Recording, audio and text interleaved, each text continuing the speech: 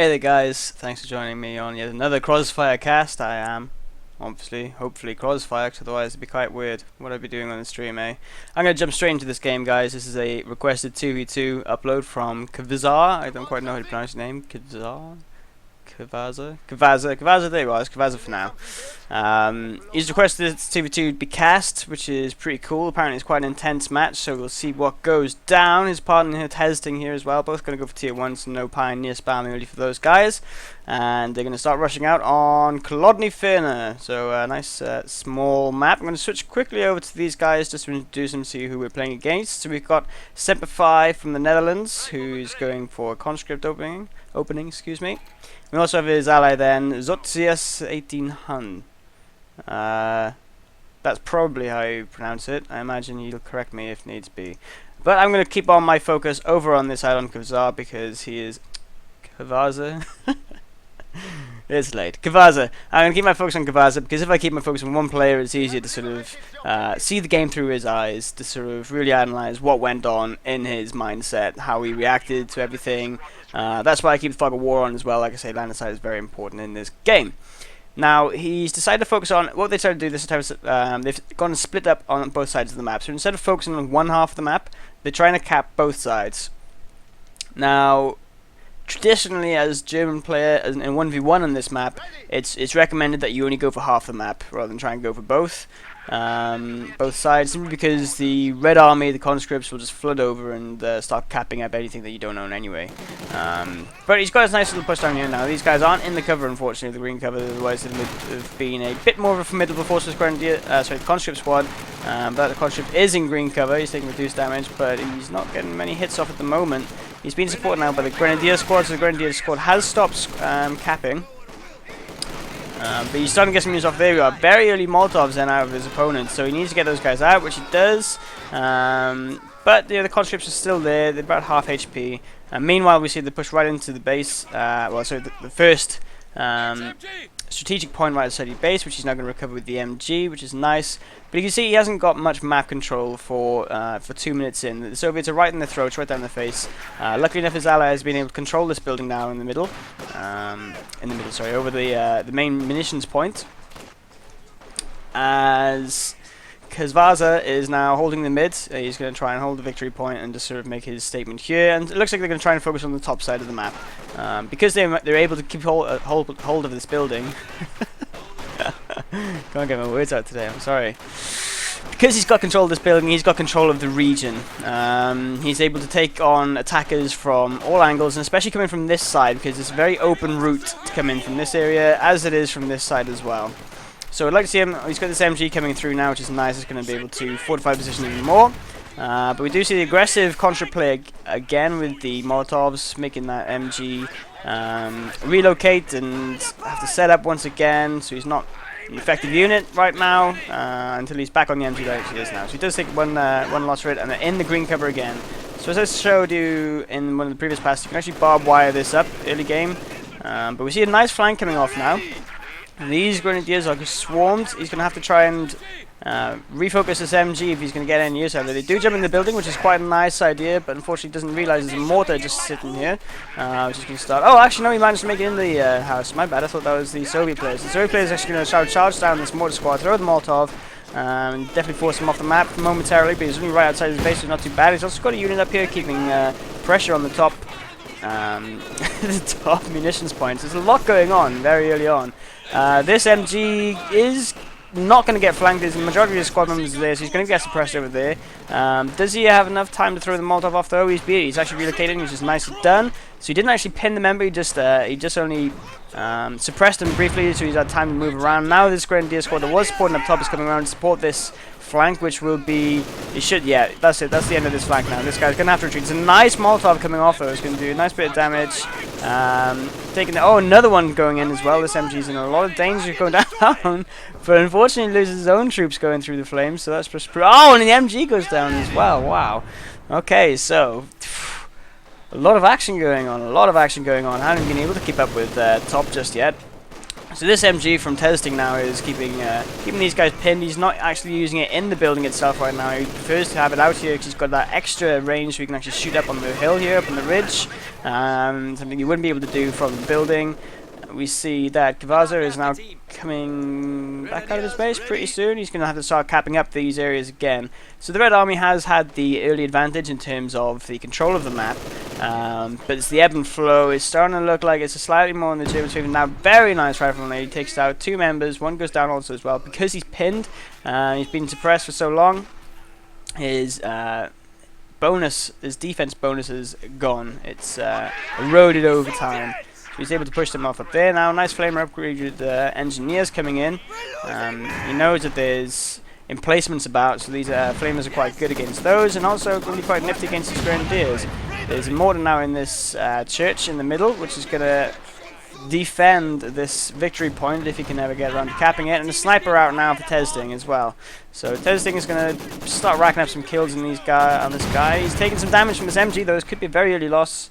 He managed to just sneak away in the line of sight there and kept him alive. Oh, he's going to run and treat him out. This isn't the best plan. Ooh, he got lucky there. His best idea was to actually sort of move it down here first before retreating it, because you can dictate the retreat path if you sort of move it into the area where it's going to be closest to retreat back to your base. So if you just moved it across that way and then retreated it, you would have come through this gate and not been in the line of sight of that MG.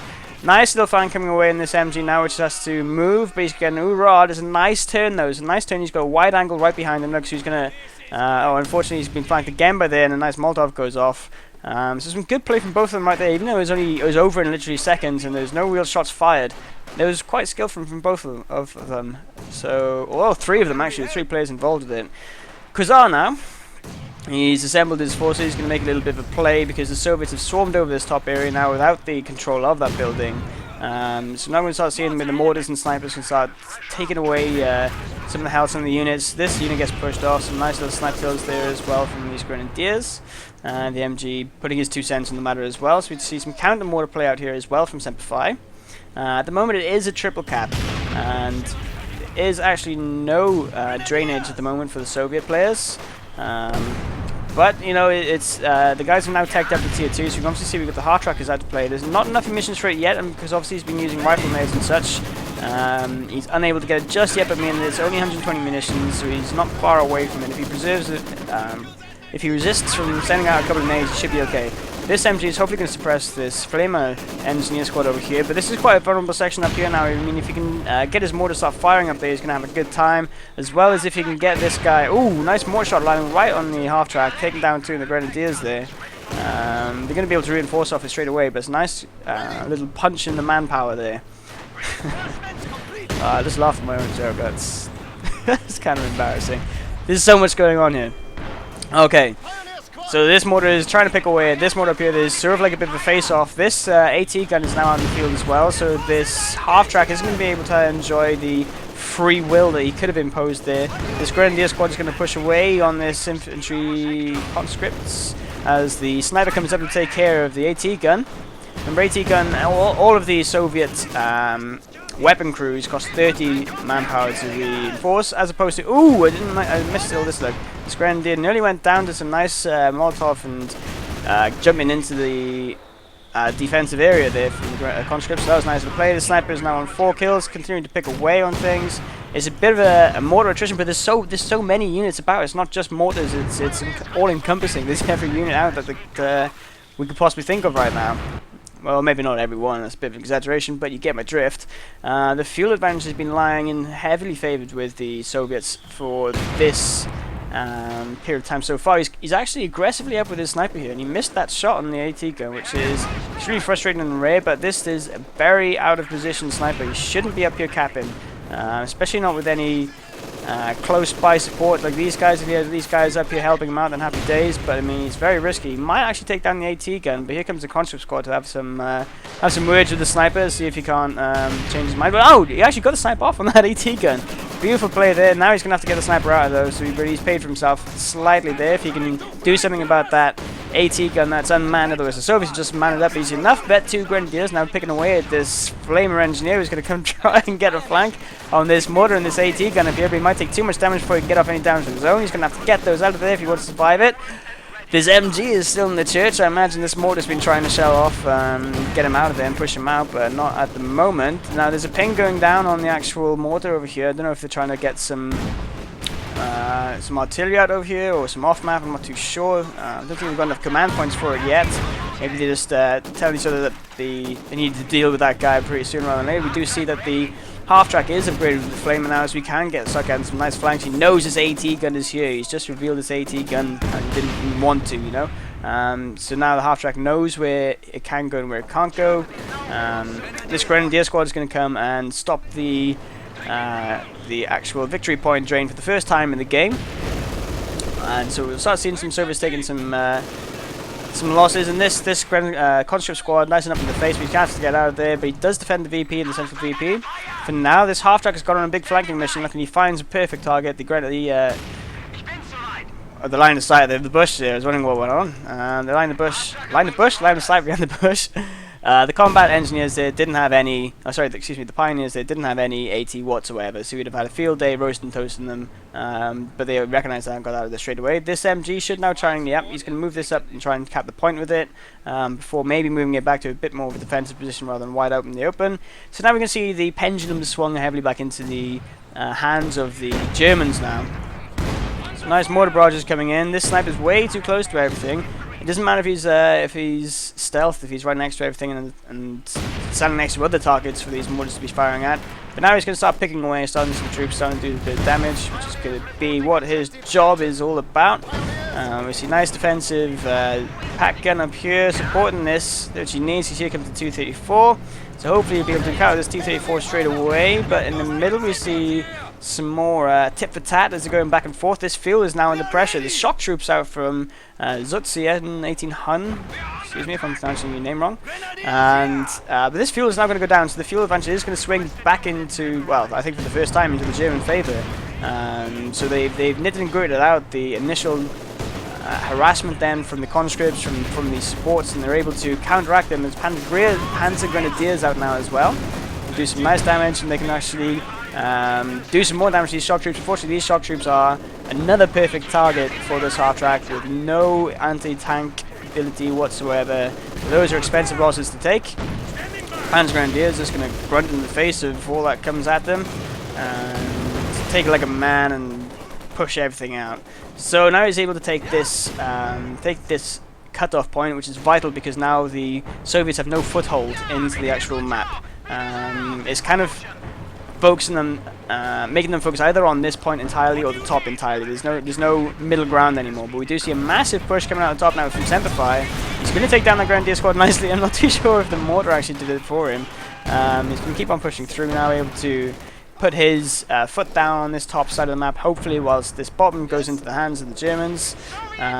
He's going to move up now. He's going to try and help out his ally up north and also try and help out this pack gun, which is probably going to go down unless he do something nice. Panzer Grenadiers running into the face of Flamers and PPSHs. Very dangerous, very expensive units to be losing. Two goes down. Gets an okay grenade off, but he's going to go down, unfortunately, so it's not worth it whatsoever. He's hoping that these Grenadiers are going to back him up slightly better than they did, but they melted in the faces of those close combat weapons that they had upgraded. Up on this top bit, this pack gun has managed to worm his way around and out of the way of the path of this guy. Or these guys, these conscripts, which I say. Grenadiers doing a nice bit of damage, making the Flamer guys get out of there. Flamer half-track down here, side around, not doing much. He could be sending those his units back in base to actually go and start capping up some of these points and really put the foot down the throat of these guys. Flame half-track now doing awesome damage against these conscripts, just melting them all up, and the Grenadiers are having a happy time as well, just hitting as much as they can. Do see this MG positioned in a more of a defensive position than he possibly should be using. If he had it around about here, around for this cutoff, then he's really denying them the access to the bottom half of the map, but never mind, because here's the half-track doing the job for him now, burning up some toasty shock troops on toast. Very nice. Mortar coming down across them as well. Let's see how many more kills. 7 more kills in this guy. It's not too bad. Not amazing, but he does have the counter to the barrage now as well if you wanted to use that. The MG is now going to crew up into this middle church, so he gets a nice vision bonus. He gets a vision bonus right down here, like so you can see almost all of, well, most half of the cutoff point as well. He's going to start picking away at some of these Urad troops soon. He's sort of moving in between the windows at the moment. It's just good mega and pushing from the Russian player, forcing him out of the building, which is happy days. This pack gun up here has been flanked badly, and he's going to go down into the flames of the Molotov. There's no way he's going to be able to... Okay, I eat my words. He just sort of strolls on out of there, doesn't give a fuck. He's like, man, I walked in fire for a living when I was unemployed. That's what they pay me to do. When I get tired, I just say some random crap. So yeah, Half-Track's having a whale of a time. He's laughing at these shock troops, and here come the the artillery field officers. Nice little guys to see, very useful. Oh, lovely more strike coming in there. I'm glad just caught the tail end of that. But he does get vetted up himself now from there as well, from taking out this. Wow, okay. So there's a lot of mortar tennis going on there. The top now looks like it's going to be maybe in the hands of the Soviet. What I'd like to see is the Soviet players actually partnering up to make a push on one side and one side only, because the defenses are split, which means if they teamed up, they could be taking all these guys out in one go. Unfortunately, they're not. This guy needs to get out. He might have eaten that mortar if he wasn't lucky. Su-85 looking hungry, looking for targets. He's going to take some pot shots at this guy. He might go down as well, but he's going to eat a shot or two from this pack gun. So the Veteran C2 has actually saved him there, because otherwise he would have gone down. Veteran C2 has definitely saved his life there. He's got much more, significantly reduced his damage taken. So eating so many shots in this, but wow! Okay! Su-85 is not happy about that whatsoever, being taken down by pack gun and a half-track only. So now we see that he's capped up. He's using these units to cap up, which is good. He hasn't got that much artillery on the field at the moment, apart from the mortar squad. He does have the call-ins he could use as well, but he's using them as a capping unit. It's a good idea. They're not the strongest of infantry to go up against, but they're not bad. They still do the damage. He's good. Hopefully you could get a Panzerfaust off there, but he's not. But it doesn't matter, because he's got a Panzer IV coming onto the field now, and with the most of his Zis guns down or out of commission, he's going to have little to no counter, as well as the Su-85 being down. So a very anti-infantry sort of little build here from Zotyesz18HUN. But he's going to get pinned now, he's going to get pressed off to there. Meanwhile, up on top we see that this sniper is on 2 kills. Okay, so he must have lost his little sniper and bought another one. Some nice soft map coming down here. Might have been called in from the field officer. Looks like it probably... No, it wasn't. Ah, I see. Sorry, he's used his light artillery barrage. 120 manpower there. Munitions, excuse me. Not too sure how much damage it did, but it forced him off the field. This Su-76 is not going to have a good time fighting at the front of a Panzer IV. Goes down very nice and easy. He could be upgrading the MG on this turret for the MG for the Panzer IV. Give him a lot better. Oh, very nice right from there, popping out right there. And as he's charging, no, he's running away, which is nice, because when he's set in position, that LMG will open up and start doing massive amounts of damage, just like it's going to do to these. There you are, like he just starts picking away. Very nice and easy kills there. Field officers are gonna field officer's job in this game is to take away that OP point. P4 causing trouble up here. Nice abandoned T-34, so you can recruit that if you want. If he doesn't have any troops nearby, he can easily enough just attack move it, just to get rid of it and deny it for his opponent and original over. And that's it, that's the game over. Wow. Wow, that's all I can say. I mean, proof's in the pudding. I mean, he sort of sent this to me saying like, this is an intense and exciting replay, and I can honestly say you can send me as many replays as you like, because that was awesome. That was so fun to watch. Thank you for sharing that with me. I hope you guys have enjoyed it, because there was so much going on there. It was great. So what I'll do is I will put this up now for tomorrow, and hopefully post a link to the original replay as well. So if you guys want to have a look at the replay and watch it in your own time, in your own manner, then that's cool.